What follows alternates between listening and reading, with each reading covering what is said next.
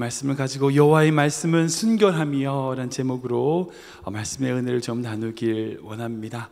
우리가 방금 읽었던 이 시편 12편을 보면요, 이 시편을 지은 다윗은 세상에 만연한 죄에 대하여 하나님께 탄식하고 있는 모습을 보게 됩니다. 하나님 앞에 세상이 어떻게 이렇습니까? 라고 탄식하는 모습인 거죠. 좀 거칠고 심한 표현이지만 8절에 이렇게 고백하고 있습니다. 같이 읽어볼까요? 시작. 비열함이 인생 중에 높임을 받을 때에 악인들이 곳곳에서 날뛰는도다. 이건 아멘하기가 좀 그러네요. 예, 비열함과 악인들이 곳곳에서 어떻게 한다고요? 날뛴다고요. 좀 심하게 좀 표현하고 있습니다. 그러니까 비열하고 악한 세상, 이런 세상에 악인들이 어찌나 득실되는지 막 날뛴다고 표현하고 있어요. 그리고 거짓을 말하는 자들과 그렇게 아첨하는 입술이 이 세상에 가득합니다 라고 지금 다윗은 고백하고 있습니다. 마치 지금 이 시대를 보는 것 같습니다. 지금 이 시대를 보면요, 악인들이 날뛰는 것 같아요. 득세합니다. 말로는 정의와 공의를 말하지만 그들의 행동들은 배신과 저주가 가득한 그런 자들이 말로만, 행동은 그렇지 않은데 말로만 그렇게 아첨하는 그런 사람들이 너무나 많이 있는 것 같습니다. 그래서 경건하게 살려고, 믿음으로 살려고 하는 자들이 항상 손해보는 것 같고 경쟁사회에서 도태되고 있는 것 같은 그런 절망감이 느껴집니다. 그래서 다윗은 이런 절망으로 하나님께 이렇게 고백하고 있어요. 1절 말씀 볼까요? 같이 읽겠습니다. 시작. 여호와여 도우소서. 경건한 자가 끊어지며 충실한 자들이 인생 중에 없어지나이다. 아멘. 이 말이 뭐예요? 그런 악한 세상, 그 악인들이 날뛰는 세상이기 때문에 믿음으로 살아보는 자가, 충실한 자들이 이 세상에서 점점 없어지고 있습니다. 그걸 너무 안타까워하고 있는 거예요. 그런 경건한 자들이 끊어지는 것 같아 보입니다 라고 지금 안타까워하고 있는 모습을 볼 수 있습니다. 그러나 사람들은 그런 세상일지라도 우리 주님은 우리에게 믿음을 요구하고 계세요. 그리고 그 속에서 말씀으로 살아가는 믿음을, 성도들을 찾고 계심을 믿으시기 바랍니다. 그러기에 지금 이 세상을 보면요, 얼마나 남을 잘 속이는가, 얼마나 자기를 잘 과대포장하고 아첨해가지고 남들보다 눈치 빠르게 돈을 벌고 남을 속여서라도 이익을 잘 취하는 가가 이 세상의 성공인 것처럼 보이지만 그렇지 않아요. 그렇지 않습니다. 지금 이 시대에 필요한 것, 정말 필요한 것은 뭐냐? 바로 믿음입니다. 믿음의 문제예요. 믿음이 실력입니다. 기억하십시오. 정말 악한 세상이면 세상일수록 정말 더 정직과 믿음인 실력인 시대가 도래하게 될 것입니다. 역사를 통해서 보면 그래요. 로마가 정말 타락을 했어요. 로마가 타락을 하다 보니까 젊은 여자들도 너무나 많이 성적으로 문란하고 타락하게 됐어요. 그러니까 그 로마의 황제들과 로마의 귀족들이 자신들의 아들의 그 신부감을 어디서 찾은지 아세요? 믿음으로 신실한 그리스도인들의 자녀들을 며느리로 삼았어요. 그래서 결국 로마가 기독교국가가 된 겁니다. 그러니까 뭐 나중에 어떻게든지 간에 중요한 것은 뭐냐? 타락한 시대일수록 사람들은 어떻게 되는지 아세요? 정직한 자를 찾게 돼 있어요. 믿음의 사람들을 찾게 된다는 겁니다.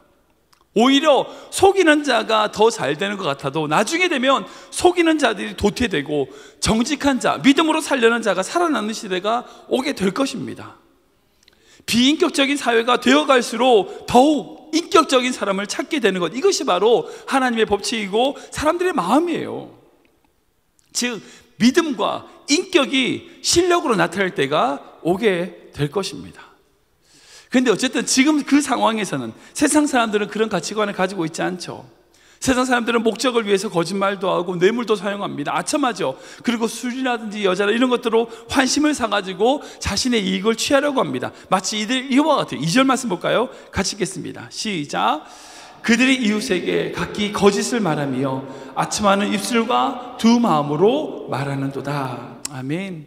그런 거짓과 아첨의 입술로 성공하는 것 같이 보여도, 남들보다 더 많은 재산을 가지는 것이 성공같이 보여도 이 세상은 속이지만 기억하십시오. 하나님은 그런 모든 아첨하는 입술과 자랑하는 혀를 끊으실 것입니다. 3절에 다윗은 이렇게 고백합니다. 같이 읽겠습니다. 시작. 여호와께서 모든 아첨하는 입술과 자랑하는 혀를 끊으시리니. 아멘. 하나님은 그렇게 하실 것입니다. 다윗은 이것을 믿었어요. 다윗은 자신의 평생에 이런 진리를 발견하고 이 말씀을 발견하고 살았던 존재임을, 그런 인생임을 기억하시기 바랍니다. 세상 사람들은 우리가 혀로 아부하고 뭐 이렇게 비열한 방법으로 이기면 된다 라고 말할지 모르지만 우리는 믿음의 길을 걸어가야 됩니다. 하나님이 원하시는 길을 가야 합니다.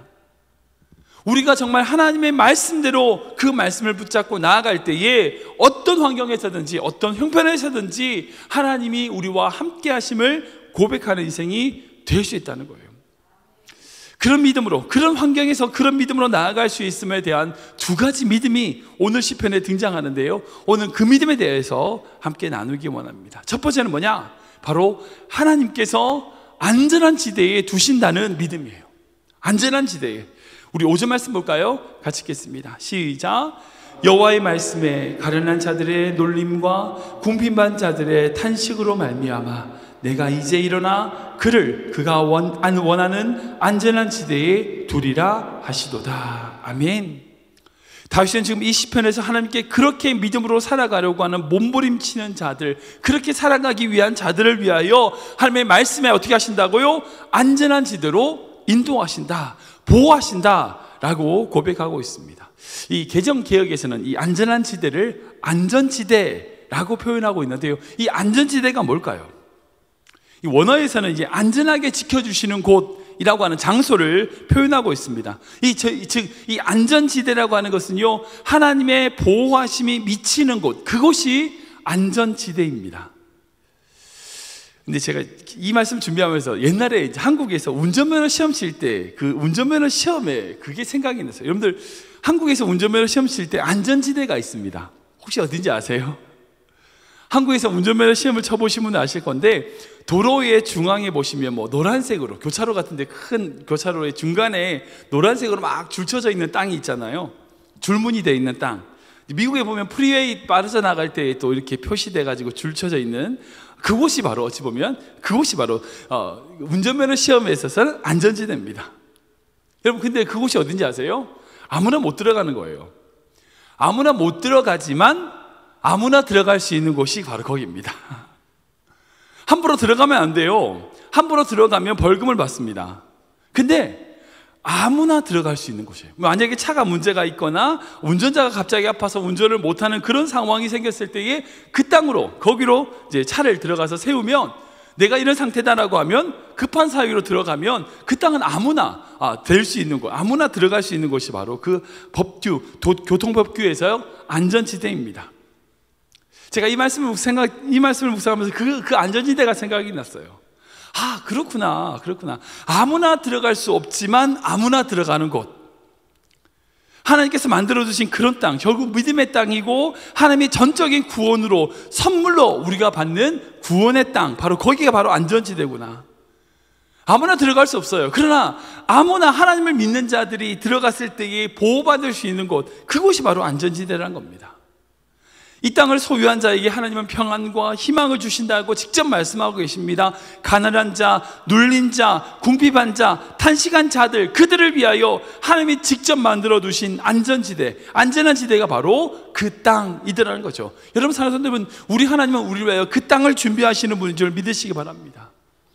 세상이 악하면 악할수록, 정말 어두워져가는 이 세상 속에서 사랑하는 여러분, 하나님이 우리를 위하여 예비하신 안전지대가 있어요. 그것을 피하면 됩니다. 그것을 피하면 됩니다. 그것에 나아가면 됩니다. 그러면 하나님이 지켜주시는 거예요. 프리웨이라고 정말 빨리 달리고 고속도로 급하고 여러 차들이 움직이는 위험한 곳일지라도 하나님이 보호해 주시는 땅이 있다는 겁니다. 우리를 위해 그것을 준비하셨다는 겁니다. 이 악한 세상일수록, 악하고 더러운 세상, 정말 타락한 세상일수록 우리를 위하여 예비하신 그 안전지대가 있음을 믿고 그 주님께 피하며 나아가는, 그리고 그 믿음으로 나아가는 성도님 되시길 바랍니다. 두 번째 믿음이 있어요. 그게 뭐냐? 바로 하나님의 말씀은 순결하고 단련한 은과 같다는 믿음이에요. 그 하나님의 말씀은 정말 귀하다고 하는 거죠. 우리 6절 말씀인데 같이 읽어보겠습니다. 시작. 여호와의 말씀은 순결하며 흙 도가니에 7번 단련한 은 같도다. 아멘. 이 시편의 전체를 살펴보면 두 가지 큰 대조점을 이루고 있습니다. 우리가 아까 읽었던 3절의 말씀 보면 이제 아첨하는 입술, 자랑하는 혀라고 하는 세상의 말, 이 입술과 혀라는 게 결국 그잖아요. 세상의 말들과 비교하여 7번 단련한 은과 같은 순결한 하나님의 말씀이라고 하는 이 두 가지를 대조시키고 있는 것을 볼 수 있어요. 이 두 가지가 다 뭐예요? 언어예요. 말이에요. 근데 그 말이 어떤 것은 자기의 이익과 자기의 아첨, 그렇게 자랑하는 그런 혀라고 하는 부정적인 의미라면, 또 다른 하나님의 말씀은 순결하고 그리고 흙 도가니로 7번 단련한 거룩한 말씀, 즉 하나님의 말씀과 인간의 혀, 그 인간의 말이 차이가 난다는 것, 이 두 가지를 대조하고 있는 것을 볼 수 있습니다. 여러분, 이 세상은 말로 다 이제 상처를 주고받잖아요. 말이 얼마나 많아요. 수많이 많은 말들이 이 세상을 떠돌아다닙니다. 저희 교회도 작은 교회지만 교회 안에서 이랬다 저랬다, 여러분 끊임없이 말들이 움직여요. 어느 세상이든지 그 말이 없는 곳이 있습니까? 없습니다. 절대 없습니다. 여러분들 생각할 때 수화하시는 분들이 그 말이 없을 것 같으세요? 아니요, 수화로 서로 말해요. 서로 험담하고. 인간이 사는 세상에서는요, 인간의 언어가 팡배합니다. 인간의 언어가 넘쳐나요. 아첨하고 자랑하고 험담하고 서로를 욕하고 죽이려고 하는 인간의 언어들이 가득한 곳, 여러분 그게 이 세상입니다. 그래서 인간들은 그렇게 생각하죠. 4절에 이렇게 얘기합니다. 같이 읽어보겠습니다. 시작. 그들이 말하기를 우리의 혀가 이기리라. 우리 입술은 우리 것이니 우리를 주관할 자 누구리요 함이로다. 아멘. 여러분, 인간의 언어로 인간의 말할 때에 우리 말이 다 맞다는 거예요. 우리 혀가, 우리의 말이 이긴다는 거예요. 우리를 주관할 게 없다는 거예요. 그렇게 인간의 말이 가득한 세상 속에서 사는 여러분, 그렇지 않아요. 그런 세상일 때에 하나님의 말씀, 하나님의 말이 그대로 우리에게 임하고 계시는 것을 볼 수 있어요. 7절에 그것을 얘기하거든요. 같이 읽겠습니다. 시작. 여호와여 그들을 지키사 이 세대로부터 영원까지 보존하시리이다. 아멘. 즉 사람의 헛된 말과 험담하고 아첨하고 거짓을 말하는 그런 말들과 여호와의 순결한 말이 얼마나 대조가 되고 있는지를 보여주고 있는지 모르겠습니다. 사랑하는 여러분, 인간의 말과 달리 하나님의 말씀은 그 약속은 진실되고요, 잘 단련한 순수한 은처럼 여호와의 말씀은 확실하고 거룩하며 신실하다. 우리는 이 믿음을 가지고 있어야 됩니다. 이 믿음이 있다면 이 세상에 어떤 말들이 돌아다닌다 할지라도 흔들리지 않아요. 여러분들, 말 때문에 상처받고 말 때문에 힘들잖아요. 어지러운 말들 속에서 우리가 얼마나 많이 넘어지고 상처를 받습니까? 그러나 우리에게 향하신 주님의 말씀이 있고 그 말씀은 순결하고 흙 도가니로 7번 단련한 은과 같이 우리에게 신실한 말씀이다라고 하는 이 믿음이 있을 때에, 이 믿음을 붙잡을 때에 어떤 말들이 넘친다 할지라도 우리는 믿음으로 살아가게 된다는 거예요. 여기서 말하는 7번 단련한 은이라고 하는 걸 생각해 보면요, 순수한 은을 만들기 위해서는 열을 막 가하잖아요. 열을 가하면서 은에서 찌꺼기를 걸러내는 혹독한 과정을 7번이나 거친다는 겁니다.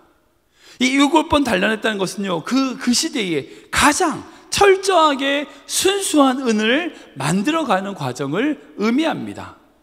이 과정을 통하여 모든 찌꺼기가 불타서 없어지고요, 순수한 은만 남게 된다는 거예요. 즉 이와 같이 하나님의 말씀은 여러 과정과 그 모든 단련을 통하여 모든 찌꺼기가 걸러졌다는 거예요. 여러분 생각해 보세요. 수많은 세대에 하나님의 말씀을 혼탁하게 하라고 인간이 얼마나 많이 노력했는지 아시죠? 문학, 비평, 철학, 무슨 과학 이런 걸 가지고 하나님의 말씀에 오류가 있다 이런 걸 가지고 끊임없이 하나님의 말씀이 틀렸다고 하는 것을 끊임없이 제기하고, 그렇게 여러분 지금 보면 이게 하나님의 말씀이 도가니에 7번 단련한 것 같이 그런 재련 과정을 거친 거예요. 그러나 여전히 하나님의 말씀은 살아있고요, 그 말씀은 지금 우리 인생을 바꾸어 놓습니다. 인간의 해석만 불타서 없어져 버린 거예요. 하나님의 말씀은 순수하게 남아 있습니다. 하나님의 약속은 헛된 것으로 사라지지 않고 여전히 우리에게 남아 있다라는 거예요. 그렇다면 우리는 하나님의 말씀으로 살아가는 자 되어야 됩니다. 이 세상에 떠들고 있는 수많은 인간의 언어들이 아닌 하나님의 말씀을 붙잡고 나아가는 인생, 그럴 때에 순결함과 성실함과 거룩함으로 살아가는 인생이 될 줄 믿습니다. 말씀을 정리하겠습니다. 오늘 시편은요, 다윗의 좀 한탄이라고 볼 수 있어요. 근데 정말 이렇게 한탄할 수밖에 없는 시대를 살아가는 그 다윗의 모습, 그 모습이 바로 우리의 모습입니다.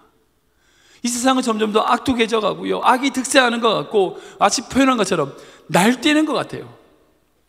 시편에 다윗이 고백한 것처럼 악인들이 막 날뛰고 있어요. 이런 시대에 변함없는 믿음, 변함없는 한 가지, 바로 우리 주님께서 우리를 어떤 환경에서도 보호하시는 안전한 지대, 안전지대로 인도하신다, 보호하신다는 믿음. 그리고 그렇게 약속하신 주님의 말씀은 신실하고 순결하고 정말 달 7번 단련한 은과 같이 신실하다고 하는 믿음, 여러분, 이 믿음으로 살아가는 것이 너무나 중요하다는 겁니다. 우리도 그렇게 살아야 되지만 우리 자녀들 또한 그렇게 가르쳐야 됩니다. 악한 세상이잖아요. 어디로 피해야 됩니까? 주님께 피해야 됩니다. 무엇을 붙잡아야 됩니까? 인간의 말들이 아니라 하나님의 말씀을 붙잡게 해야 됩니다. 그렇게 할 때에 이 세상 속에서, 어두운 이 세상 속에서, 악인들이 날뛰는 이런 세상 속에서 믿음으로 살아가는 우리 인생 될 줄 믿으시기 바랍니다.